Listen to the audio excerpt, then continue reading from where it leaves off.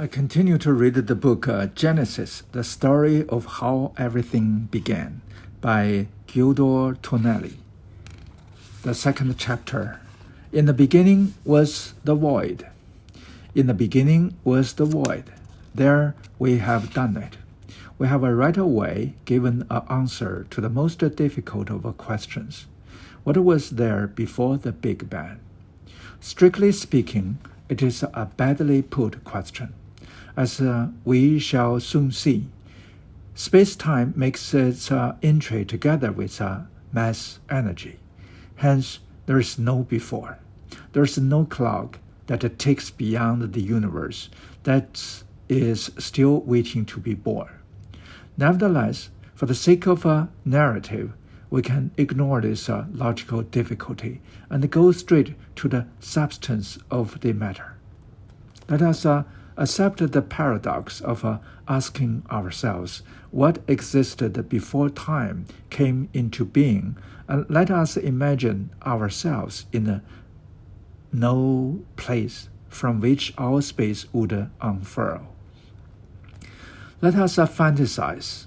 We material beings who need air to breathe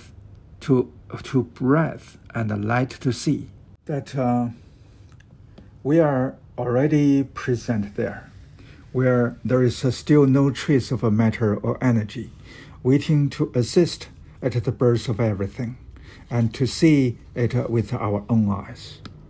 Before us extends the void, a very peculiar physical system that, despite its frankly misconceived name, is anything but empty. The laws of physics fill it with virtual particles that appear and vanish in frenzied rhythm, packing it with fields of energy whose values fluctuate continuously around zero. Anyone can borrow energy from the great bank of the void and live existence the more ephemeral, the greater the debt acquired. From this system, from these fluctuations, a material universe may emerge that in reality is still only a void, but a void that has undergone a marvelous metamorphosis. A gigantic expanding universe. Today, it is hard not to smile, a superior smile, than when confronted by the naive imaginings that the best scientists from previous eras relied upon, produced without the benefit of a modern telescope. The word universe contains the Latin roots unus, one, and versus, the past participle of vertere, revolving. We use it as a synonym for everything, even if its literal meaning should be that which is turned wholly in the same direction. Containing, therefore, a residual of all the ancient beliefs that invariably involve a stable and ordered system of rotating bodies. This prejudice is shared by both the ancient conceptions of Aristotle and Ptolemy and the modern models of Copernicus and Kepler. From a conceptual point of view, the geocentric and heliocentric universe are completely different. For almost 2,000 years, some of the world's most learned men engaged in calculations and endless disputes concerning the movements of the wonderful concentric spheres in which the moon, sun, planets, and stars were fixed. Then suddenly, this vision of the world collapsed. Removing the earth from the center of creation was no trivial matter. For 16th century society, it brought with it a terrible cultural, philosophical, and religious shock. From that moment onwards, the world would never be the same again. Nevertheless, if we look at things from a certain distance, the two systems, which appear to be so irreconcilable that blood was split over the gulf between them, are actually in possession of similar structures. Both describe an immutable, stationary universe, a perfect machine that guarantees perennial, harmonious rotation, whether it is made to work by the love that moves the sun and the stars, or by the gravitational force of Galileo and Newton. The basic substance of what is involved does not change. This prejudice or fixed idea of an eternal and immutable universe that's perfect in every respect, identical to itself ab initio, from its very beginning, is a legacy that reaches down almost to our own time. It is astonishing to come across it at the start of the 20th century, even in the first formulations of a relativistic cosmology. In 1917, Albert Einstein, developing the consequences of his general theory of relativity, postulates a homogeneous, static, spatially curved universe. Mass and energy warp space-time and would tend to make it collapse into a point. But if you add to the equation a positive term that compensates for this tendency towards contraction, the system remains in equilibrium. The beginning of a modern cosmology is ushered in with this maneuver. To avoid the catastrophic ending of the universe, the inevitable result if only gravity were present, an arbitrary term was invented.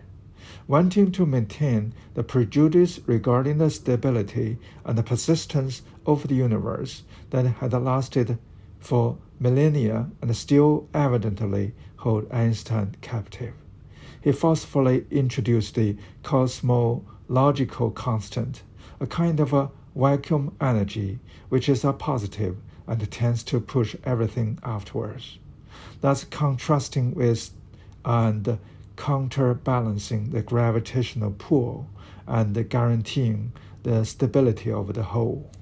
Today, now we know that the universe is made up of 100 billion galaxies. It is shocking to realize that the scientists in the first 2 decades of the last century, among them some of the most brilliant minds of all time, were still convinced that it consisted solely of the Milky Way. It was the slow concentric movement of the bodies belonging to this galaxy that gave the idea of a universe that was like a stationary, harmonious, and ordered system. Soon afterwards, this was brought into question by new kinds of observation.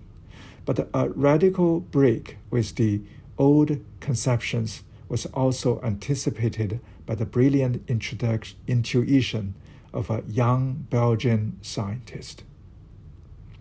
In 1927, Georges Lemaitre was a 33-year-old Catholic priest with a degree in astronomy from the University of Cambridge, and in the process of completing his PhD at the Massachusetts Institute of Technology.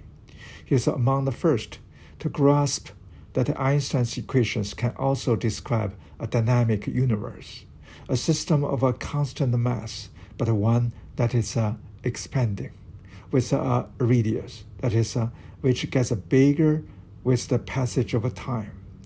When he presents this idea to his older and much more established colleague, Einstein's response is shockingly negative.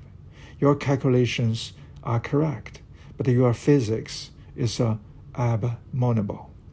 So deeply rooted is the prejudice which for millennia had conceived of the universe as a stationary system, that even the most elastic and imaginative mind of the period rejects the idea that it can be expanding, and that as a consequence of this expansion, it must have had a beginning.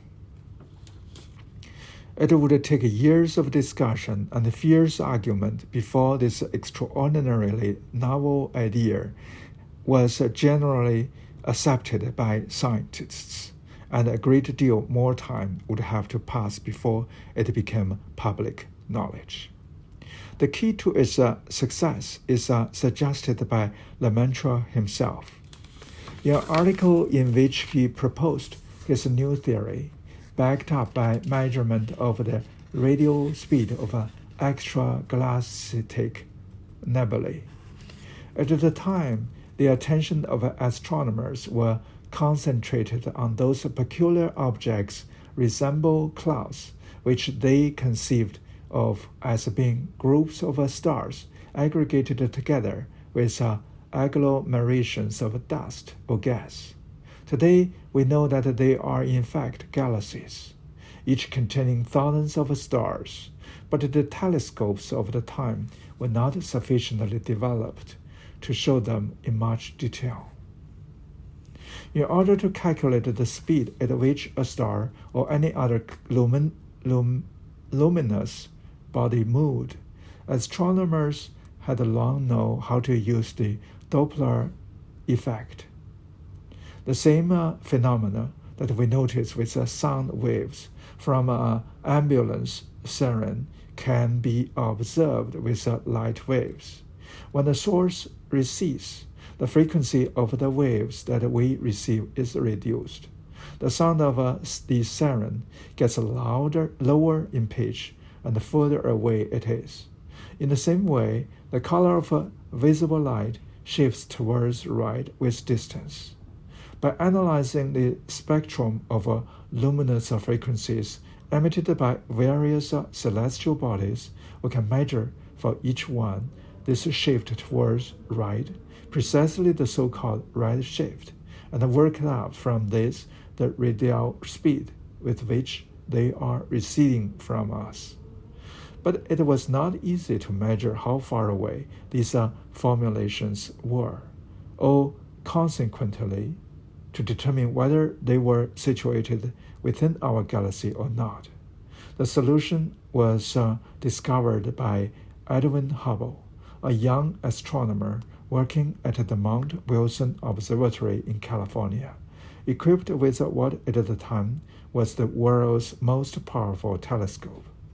The technique employed was based on the study of Cepheids, pulsating stars of variable luminosity or brightness. Hubble began his work just a few years after the death of Henrietta Swan Leavitt, one of the first American astronomers, a young scientist who had contributed enormously to this field and received, as is often the case, no appropriate recognition. In fact, at the beginning of the 20th century, it was considered unthinkable that a woman would use a telescope, and the extremely rare young female scientists were often deployed in subordinate roles. Leavitt was entrusted with the role of a human computer, a wholly secondary and badly paid job. Her task, in fact, consisted of examining, one after another, thousands of photographic plates containing images taken through telescopes and recording the characteristics of stars and other celestial objects. She was assigned in particular the task of measuring and cataloging the apparent brightness of these stars. Let me stop here.